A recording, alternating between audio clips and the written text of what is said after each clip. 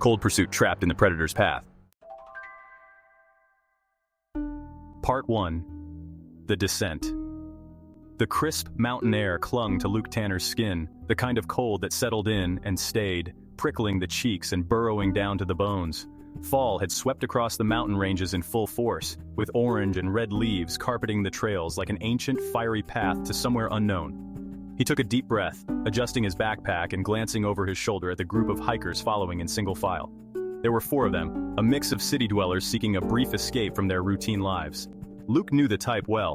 They'd paid handsomely for a rugged mountain experience but would retreat back to their warm homes with full stomachs and coffee brewed on an automatic timer by the week's end. To Luke, though, the mountains were home, and every trek carried a deeper purpose, respect for the wilderness and understanding of its brutal, unforgiving nature. Luke called for a quick break, pulling out his canteen and taking a swig of water.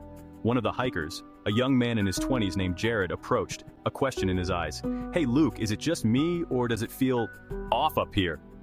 Jared's words came out in a low whisper, as though he were afraid the trees might overhear. Luke frowned. "What do you mean by off?" Jared shifted his gaze to the dense forest surrounding them, shadows pooling beneath the trees. "I don't know. Feels like someone's watching." Luke gave him a reassuring nod, the kind that came from years of leading people through these mountains. "Probably just the mountain playing tricks on you. Up here, the air's thin, and the quiet can start to feel alive. You get used to it." Jared smiled faintly, but the worry remained in his eyes as he stepped back to rejoin the group. Luke kept them moving, leading the group higher into the mountains.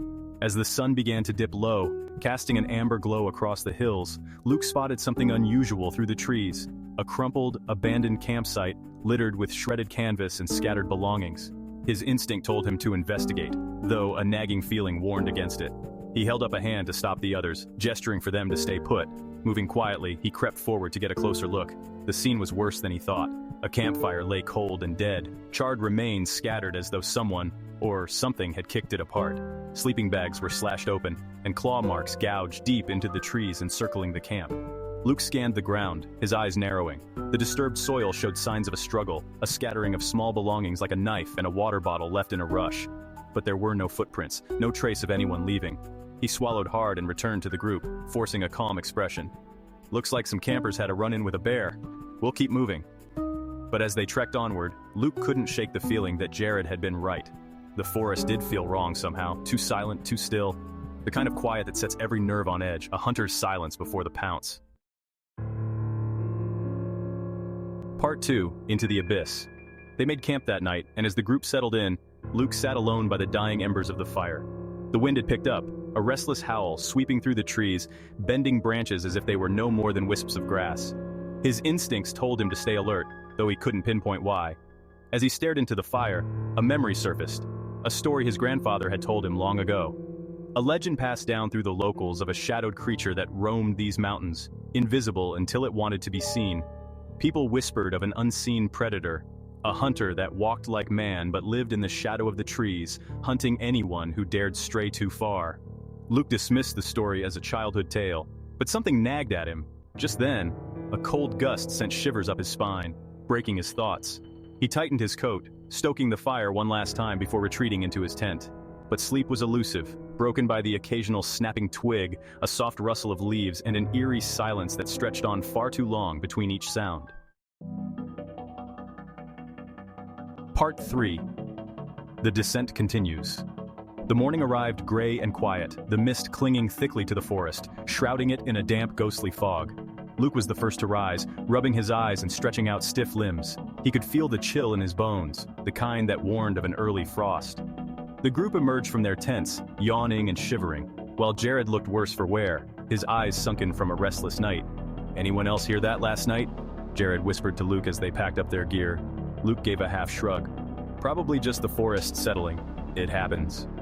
Jared nodded, but the fear lingered in his gaze. Luke wished he could believe his own words. They set off, trudging along the trail in a line, each hiker immersed in their own thoughts. The silence weighed heavy, the sounds of boots crunching over the fallen leaves almost jarringly loud in the stillness. Luke tried to stay focused, but every so often he'd catch a movement from the corner of his eye.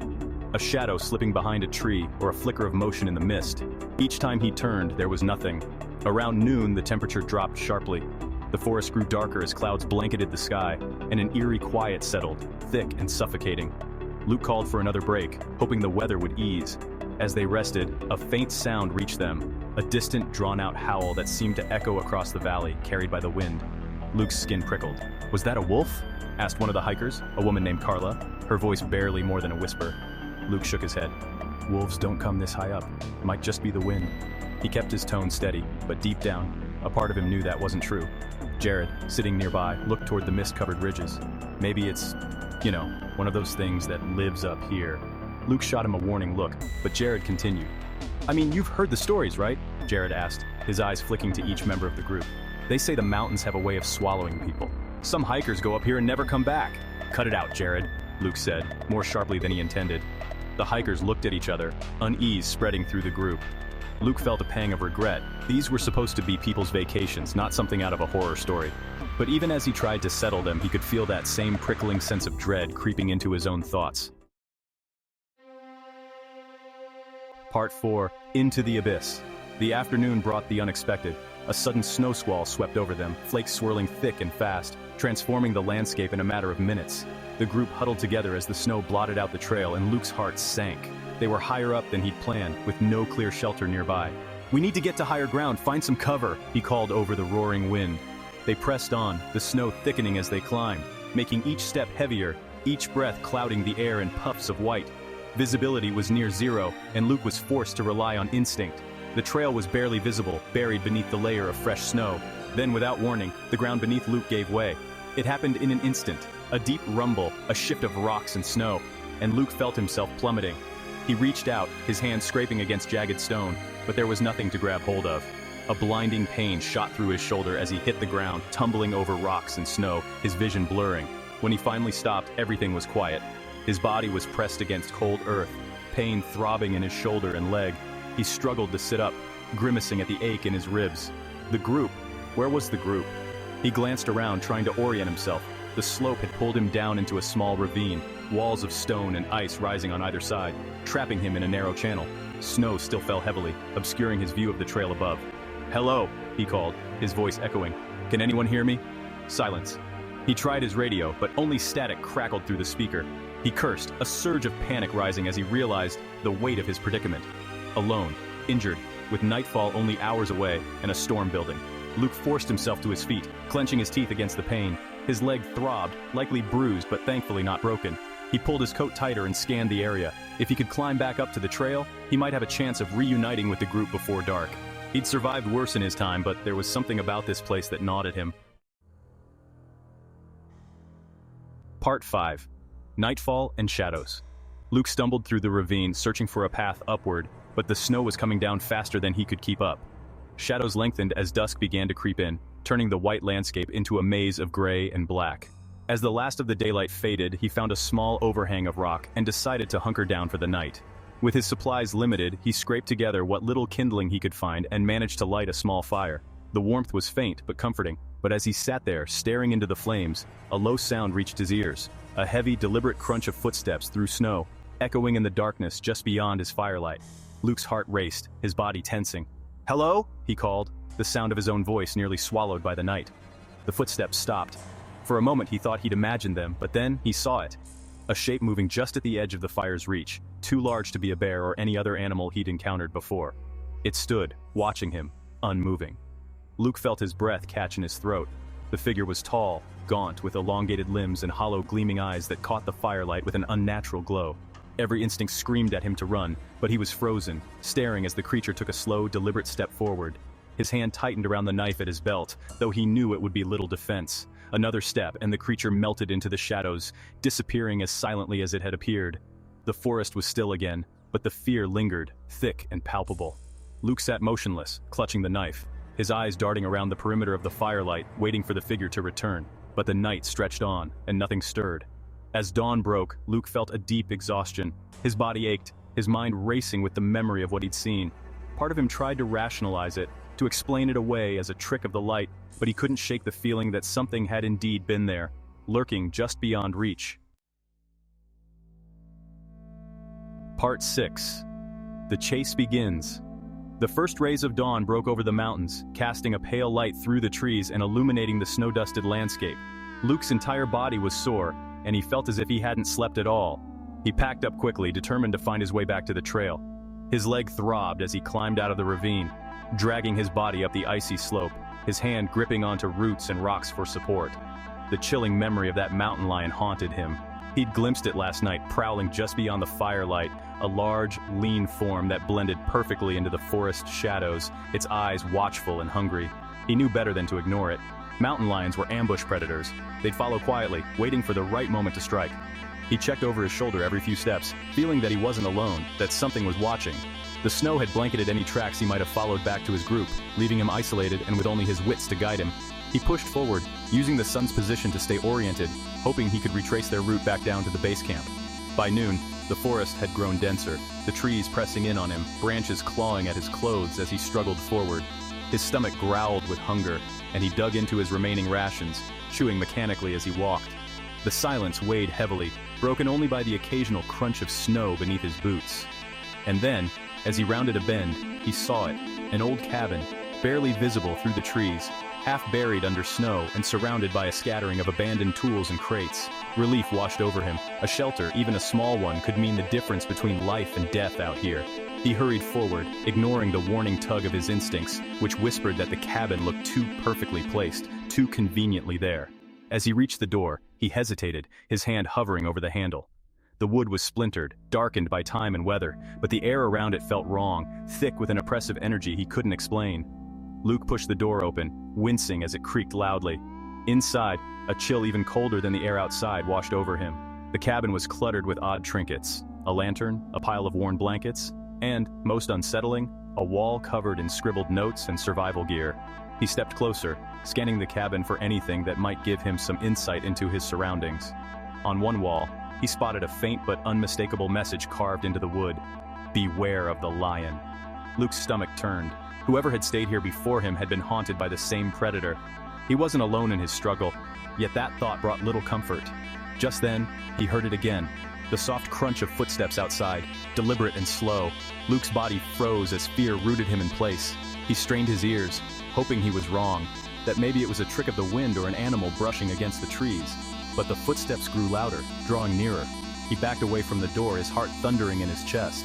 The cabin's small window offered a sliver of a view outside, and he risked a glance. He could just make out the silhouette of the mountain lion, its powerful form slinking through the shadows, nose raised as it caught his scent.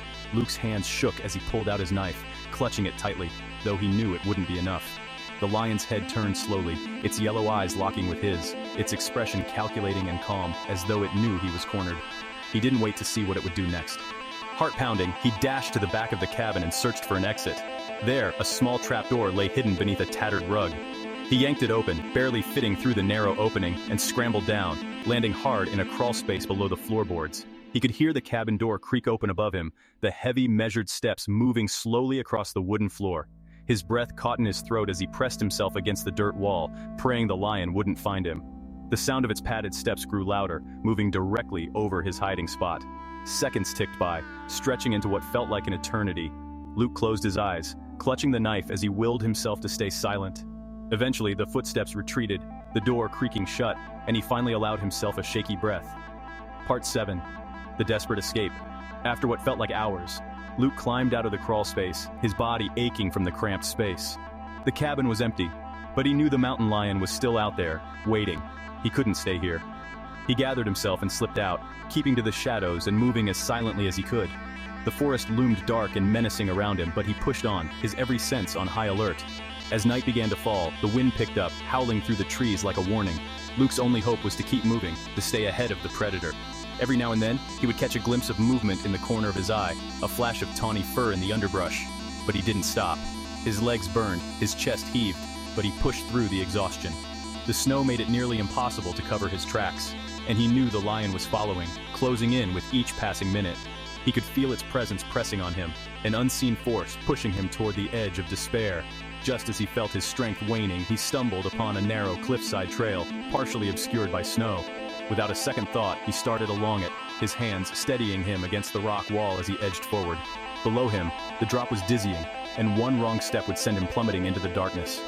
A shuffling sound echoed behind him. The mountain lion was on the trail, creeping silently. Luke's heart raced as he glanced back, catching sight of its large form stalking him. its eyes locked onto him with a cold, predatory intensity. The lion's every movement was a reminder of its power and patience. With no other choice, Luke gritted his teeth and broke into a run along the narrow ledge. He felt his foot slip, a sickening jolt as his balance wavered, but he steadied himself and kept moving. The lion's pace quickened, matching his own, and Luke knew he had only one chance. Ahead, a fallen tree lay across the trail, and without hesitation, he vaulted over it, using the momentum to launch himself off the edge. He landed hard in a snowbank below, rolling to absorb the impact, his body battered but alive. The lion paused above, watching him with those unblinking eyes, and Luke felt a surge of triumph mixed with terror. He scrambled to his feet, staggering forward, not daring to look back. As he plunged into the forest, the snow began to thin, and he could see a faint glimmer of light through the trees. The trail finally opened up onto an overlook, and to his overwhelming relief, he saw a search party moving through the clearing below. He stumbled down the slope, his voice hoarse as he shouted for help. The search party spotted him, rushing to his side as he collapsed, the weight of the ordeal finally lifting. Epilogue, haunted by the mountain. Back in the warmth of civilization, Luke found little solace. His mind remained haunted by what he'd seen, the memory of the mountain lion lurking just beyond the edge of his thoughts. The other hikers were eventually found, scattered but safe, unaware of the predator that had stalked him through the wilderness. When people asked about his time in the mountains, Luke would simply shake his head, offering only vague details. Yet, the memory of that lion with its piercing eyes and relentless patience stayed with him. And sometimes, when the wind howled just right, he could almost hear it, the sound of silent footsteps, watching and waiting.